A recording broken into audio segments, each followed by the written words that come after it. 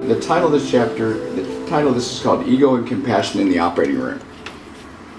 My wife always says that sometimes you can learn more by someone's bad example than by his good one. And I certainly learned a lot by dealing with others' egos in my training. Big egos can affect patient care negatively. My best example of this occurred when I was an early fourth-year medical student. I thought that I might want to be a heart surgeon. So I took a cardiothoracic surgery elective. I was on the rotation with Dr. B, who is the chief of cardiothoracic surgery, otherwise known as Dr. Jekyll / Mr. Hyde. During one particular heart surgery, I was faced with an unforgettable life and death situation. I'll take a little sip here. I get a little dry, so I gotta. Okay. You're fabulous. Thanks, so are you. I was assisting Dr. B on a bypass surgery when our patient, as we were getting ready to close the chest, went into cardiac arrest. The chest was nearly closed when it happened, and Dr. B had scrubbed out and was in the scrub room just outside our operating room.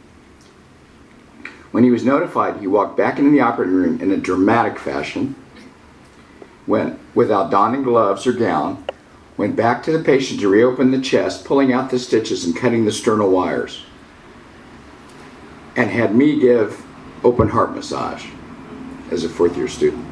Then he scrubbed back in, shocked the heart multiple times with the small operative shock paddles to try to resume the heartbeat. Nothing worked. After 5 to 10 minutes of this, he looked at me, his inexperienced fourth-year medical student, and told me to scrub out and tell the family that the patient wasn't going to make it.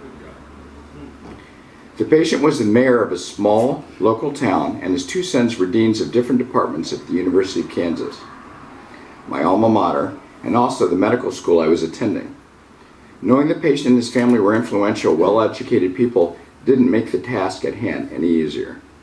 I scrubbed out and walked down a dimly lit corridor toward the waiting room in my sweat-soaked scrub top.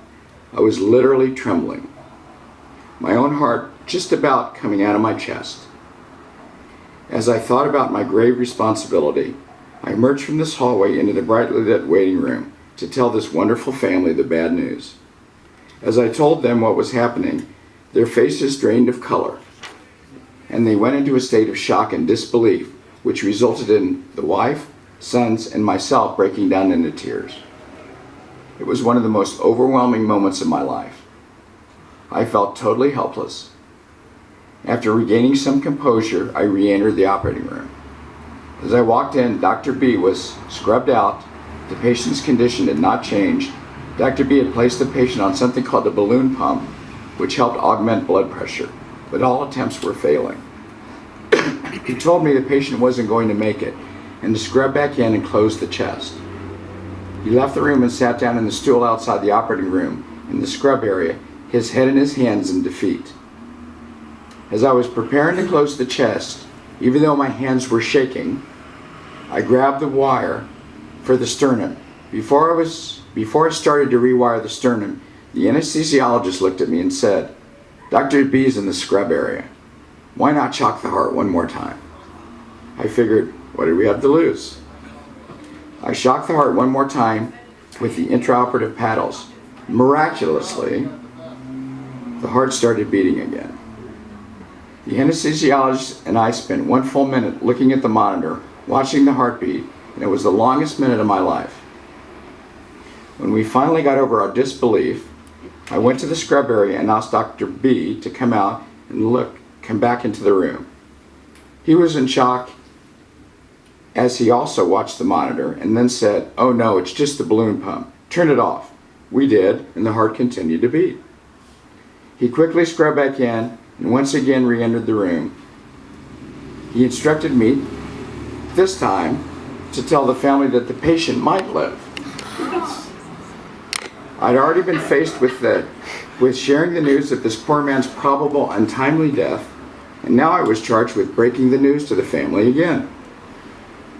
I walked down the dimly lit corridor into the bright waiting room. The family saw me coming through the door. They rushed to me for any news. And this time I was able to give them some hope for survival. The family embraced me tearfully And together we experienced this roller coaster of emotion: compassion, sadness, hope, anger, frustration, and the fear of facing the unknown. That difficult month with Dr. B gave me one of the greatest gifts in training. I learned about compassion, the importance of never giving up, the power of positive energy, and the disruption that comes from negative energy. These lessons help shape my own approach with patients in difficult or stressful situations to this day. So much about patient care has to do with coupling knowledge with and approaching patients from a very place of compassionate care, love, and positive energy. This approach positively affects the ultimate result, which should be the best possible healing for our patients. The joy that comes from hitting one's mark when caring for a patient is still secondary to the patient's healing itself. Dr. B's patient ultimately survived after being in a mental fog for some time, and he finally regained full mental and physical capacity. Now, to add one more part, I know it's a little long. When I graduated from medical school, we had our own private graduation ceremony.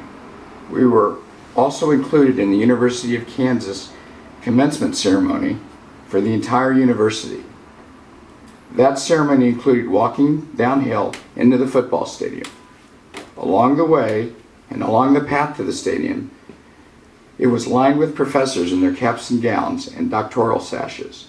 They greeted graduates, smiling and congratulating them and clapping as they walked by. Halfway to the stadium, I received one of the most memorable honors in my life.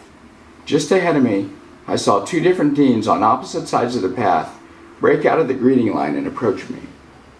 With handshakes and hugs, the two sons of the mayor congratulated me and thanked me for what I did to console them and help to save their father's life. To write about this now even brings tears to my eyes and fills me with loving compassion. I will never forget that moment and many others like that for as long as I live. We can achieve so much simply by being positive, loving, and full of integrity. Yeah.